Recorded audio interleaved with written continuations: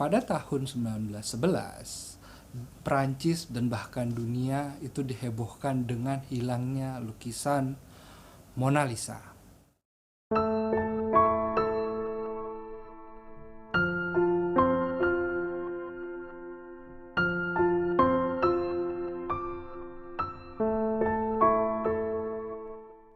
Dalang dari hilangnya lukisan Mona Lisa ini adalah Eduardo de Valvierno. Dia adalah seorang yang berkebangsaan Argentina. Dia lahir di Buenos Aires pada tahun 1850. Latar belakang si Eduardo ini adalah dia anak orang kaya karena orang tuanya itu punya tanah yang luas. Jadi menghasilkan banyak hasil bumi lah. Untuk dia, untuk keluarganya gitu kan. Nah, dari kecil si Eduardo ini sudah terbiasa dengan kehidupan yang mewah gitu. Jadi dia dari kecil duitnya selalu ada, bermewah-mewahan, semua bisa dia beli. Dia juga sering jalan-jalan liburan ke Eropa dan kemana-mana lah. Nah, kemudian setelah dia besar, orang tuanya udah meninggal, dia tuh mewarisi banyak uang nih dari orang tuanya. Namun karena dia itu hidupnya terus berfoya-foya, akhirnya uangnya itu habis. Nah, setelah uangnya habis, dia mulailah menjual barang-barang antik dan lukisan-lukisan antik peninggalan dari keluarganya ini. Karena dia itu pengennya cepat lukisan ini laku dan barang-barang ini laku, akhirnya dia itu sering menjualnya di black market, pasar gelap. Nah, akhirnya mulailah dia masuk ke dalam dunia black market, barang-barang antik dan lukisan-lukisan antik. Nah, pada tahun 1910 dia bertemu dengan seseorang yang bernama Yves Saudron, ya gitulah, maklum lah. Lidah rendang nih susah untuk menyebutkan krosong itu susah gitu kan. Nah, itulah namanya tuh gue tulis di sini ya.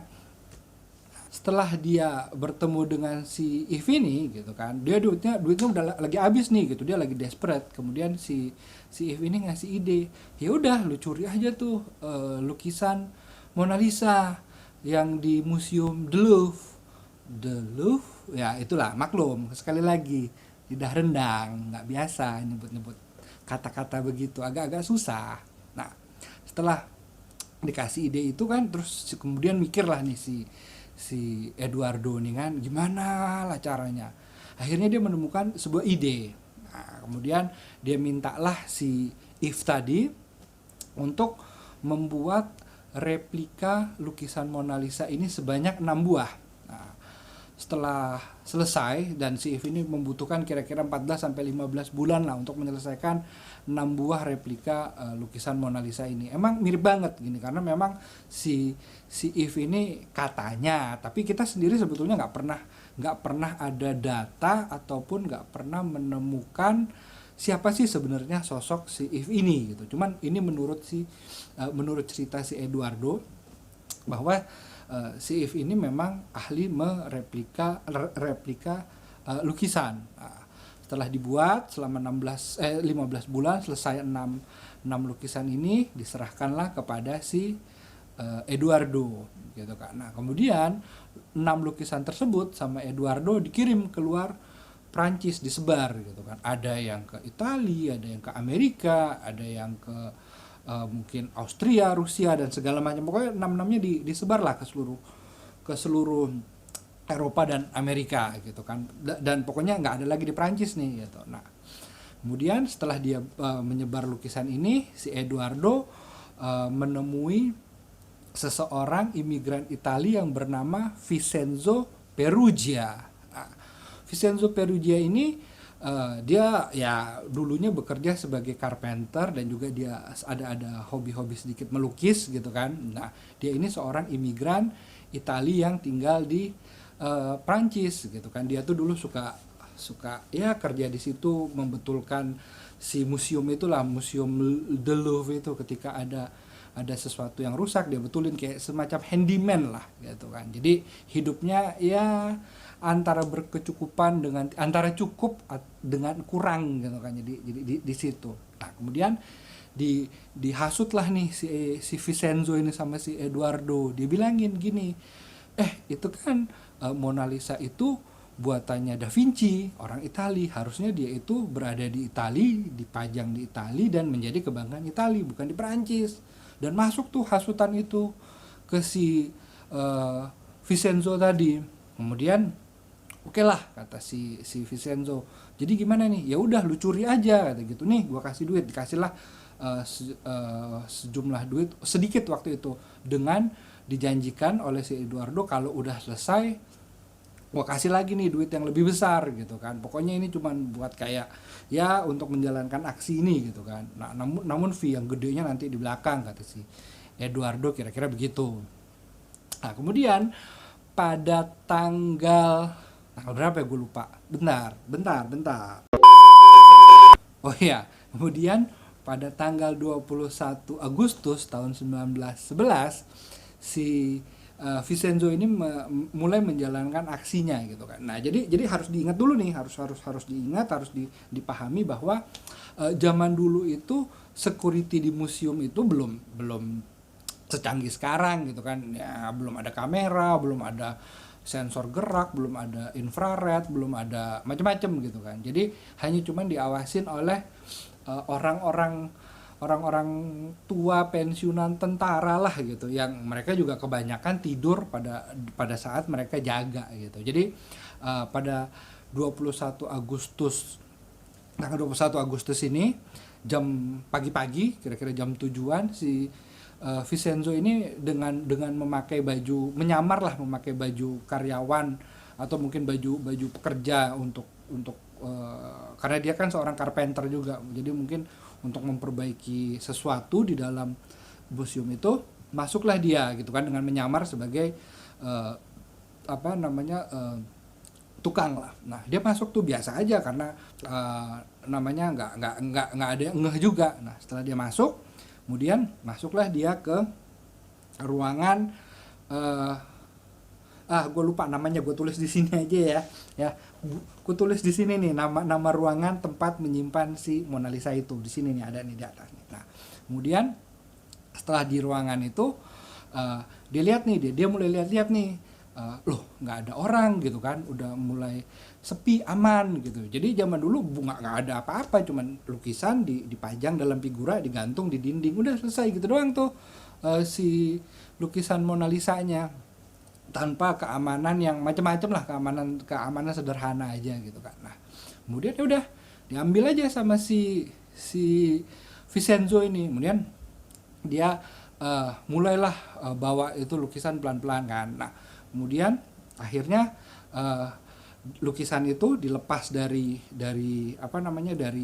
bingkainya, jadi tinggal kanvas. Namun kanvasnya ini di belakangnya tuh bukan kosong gitu, tapi kayak kayu. Jadi kanvasnya itu kainnya menempel pada kayu gitu kan. Nah, dibawa disembunyiin aja cuman di balik jaketnya atau di balik bajunya atau di balik apa sih namanya, wear pack kayak gitulah, cuman disembunyiin. Cuman kan itu gede, cuman gua nggak ngerti juga gimana ceritanya dia bisa nyembunyiin itu di balik bajunya. Cuman intinya dia bisa lah, dia berhasil keluar dari situ dan gampang banget gitu. Cuman kurang dari 5 menit gitu. Kurang dari 5 menit dia udah berhasil masuk, ngambil dan keluar gitu. Nah, kemudian disimpanlah di rumahnya yang cuman berjarak berapa kilometer aja dari museum itu gitu. Nah, karena zaman dulu itu kan biasa banget lukisan itu dipindah-pindahin, mungkin direstorasi atau dipindahin ke ruangan lain, itu biasa. Jadi nggak ada yang lukisan si Mona Lisa itu hilang gitu. Sampai 2 hari kemudian itu ada seorang pelukis amatir yang dia suka, dia hobi melukis kembali lukisan-lukisan yang ada di museum itu gitu. Nah, waktu itu memang dia udah niat untuk melukis si Mona Lisa ini gitu. Nah, setelah dia mau lukis gitu, loh kok nggak ada nih, dia masuk ke situ kan, loh kok nggak ada nih lukisannya si Mona Lisa ini. Akhirnya dia tanya dong sama security, terus security bilang, oh mungkin lagi di restorasi kali. Akhirnya masuk ke ruangan restorasi, ditanya sama tukang restorasi, ternyata nggak ada jadwal lukisan Mona Lisa di situ untuk direstorasi. Barulah panik, barulah heboh gitu. Jadi 2 hari kemudian barulah orang-orang itu sadar bahwa lukisan Mona Lisa ini telah hilang gitu kan dari museum. Nah, karena sebuah pencurian benda antik gitu kan, udah hilang, kemudian mulailah pers itu eh, memberitakan sampai ke sebar ke mana-mana gitu kan, kesebar ke seluruh Eropa dan Amerika. Nah, disinilah master plan-nya si Eduardo ini baru kemudian dijalankan, ya kan, karena pemberitaannya ini udah bersebar, udah menyebar kemana-mana. Akhirnya kan lukisan yang 6 tadi itu kan udah dia sebar tuh ke negara-negara yang lain itu. Nah, kemudian mulai dia menghubungi orang-orang yang memang tertarik dengan lukisan Mona Lisa ini gitu. Jadi dia bilangin, gue punya nih lukisan asli Mona Lisa gitu kan, yang dicuri gue punya gitu. Terus mulailah dia menjual lukisan-lukisan ini, karena juga nggak mungkin di autentifikasi sama si pembelinya, karena kan dia harus memanggil ahli. Akhirnya jadi ketahuan dong bahwa ini itu lukisannya di sini, kan bisa takut gitu, yang si pembeli takut lukisannya kalau memang asli kan diambil lagi oleh museum. Jadi mereka ya udah percaya aja sama si Eduardo yang bilang bahwa lukisan ini asli. Nah, si Eduardo itu kemudian dia menjual satunya itu sekitar nilainya kalau dikonversikan sekitar 300.000 dolar, US dollar, satu lukisan, sementara dia punya 6. Jadi totalnya dia mendapatkan sekitar 1,8 juta dolar dari ke 6 lukisan palsu ini gitu kan. Nah, akhirnya setelah itu kaburlah dia, nggak tahu juga kemana si Leonardo ini, si Eduardo ini. Pokoknya dia udah menghilang. Si Yves tadi, si yang pembuat replika hilang juga gitu, dan hilangnya kemana kita nggak tahu gitu, dan tidak ada yang pernah tahu siapa si Yves ini gitu kan, si Yves Saudron gitu, Sodrang, whatever. Nah, nggak pernah tahu juga. Nah, sampailah pada tahun 1913 gitu kan, jadi 2 tahun setelah kasus ini, akhirnya udah nunggu nih si Vincenzo tadi kan, mana kok gue nggak dibayar nih sama si Eduardo. Akhirnya dia juga udah kehabisan duit di Prancis karena kerjanya juga serabutan dan segala macam. Akhirnya dia pulanglah ke Italia, ke Florence gitu kan, kembali dia ke kampungnya, karena udah 2 tahun dia menunggu kabar dari si Eduardo yang nggak ada kabarnya ini, dan dia juga udah di Florence kan, udah pulang karena duitnya habis. Akhirnya dia desperate lah, akhirnya dia menghubungi seorang dealer lukisan gitu kan, untuk menjual lukisan Mona Lisanya ini gitu. Nah, kemudian dia minta duit pokoknya untuk lukisan ini sebesar 500.000 lira. Lira ya, bukan dolar, bukan rupiah, 500.000 lira. Lira itu kalau dulu kan mata uang Italia sebelum mereka menjadi euro, dan lira itu kalau nggak salah murah kok, nggak beda jauh sama rupiah nilainya. Tapi gua nggak tahu deh pada tahun 1913 berapa. Pokoknya terakhir sebelum mereka mengganti euro nggak beda jauh sama rupiah kok. Nah, jadi murah banget kan, cuman 500.000, palingnya kalau cuman 1 lira itu 10 rupiah deh gitu kan. Padahal gue yakin nggak nyampe 10 rupiah, di bawah ya 10 rupiah. Itu kan berarti cuma 5 juta gitu, nggak nyampe 5 juta nilai lukisan yang mau dijual si Vincenzo itu, padahal itu adalah sebuah Mona Lisa gitu kan. Kemudian si dealer yang dihubungin si Vincenzo untuk ngejual Mona Lisanya ini menghubungi seseorang yang bernama Giovanni Poggi.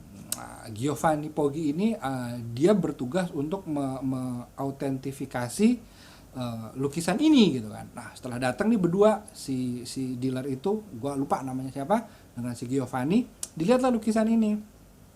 Wah, si Giovanni bilang iya nih, bener gitu kan. Cuman dia nggak bilang ke si Eduardo, dia bilang ke si art dealernya ini, iya nih bener gitu, ini memang lukisan asli dari Leonardo, ini beneran si Mona Lisa nih gitu. Kemudian ya udah, terus dia bilang ke si Vincenzo, ya udah deh, ini lukisan gue bawa dulu ya untuk gue teliti lagi di tempat gue, kata si Poggi ini, Giovanni Poggi.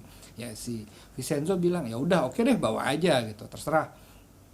Nah, setelah mereka sampai di tempatnya si Poggi, mereka berdua ini, si art dealer ini dan si Poggi, kemudian nelpon polisi nih, bilang gue udah nemuin nih lukisannya si Mona Lisa nih, ternyata ada sama si Vincenzo Peruggia. Terus akhirnya polisi datang, kemudian dikasih taulah tempat Vincenzo Peruggia ini di mana sama si Poggi gitu kan. Tiba-tiba polisi kemudian datang ke tempatnya si Vincenzo, kemudian ngetok pintu lah, tok tok tok tok tok tok gitu kan. Si Vincenzo kan mikir, wah duit gua datang nih 500.000 lira gitu kan, lumayan gitu dia. Ternyata pas dia buka, yang datang itu adalah polisi. Wah, terus akhirnya ditangkap, kemudian ditangkap, ditahan, kemudian dibawa ke pengadilan gitu. Nah, kemudian si Vincenzo-nya bilang enggak, gua nggak bersalah gitu kan. Dia ngelesnya, dia bilang bahwa gua ini mengembalikan harta Itali gitu, bukan gue bukan jahat, gue mencuri ini demi kebaikan Itali. Kita tuh harta kita ini harta warisan Itali ini malah ada di Prancis gitu, nggak boleh begitu, harus di Itali gitu. Nah, itulah argumen dia. Nah, ternyata orang Itali itu banyak yang sependapat gitu. Jadi si Vincenzo ini kemudian diberi hukuman selama 12 bulan, setahun oleh pengadilan Itali. Pengadilan Itali ini nggak mau ngasih nggak mau ekstradisi ke Prancis gitu. Pokoknya dia harus diadili di Itali. Mungkin hakimnya juga sependapat kali, atau polisi dan orang-orang Itali itu banyak sependapat dengan si Vincenzo. Kemudian dia dihukum 12 bulan, namun dia cuma menjalani 7 bulan dari 12 bulan itu.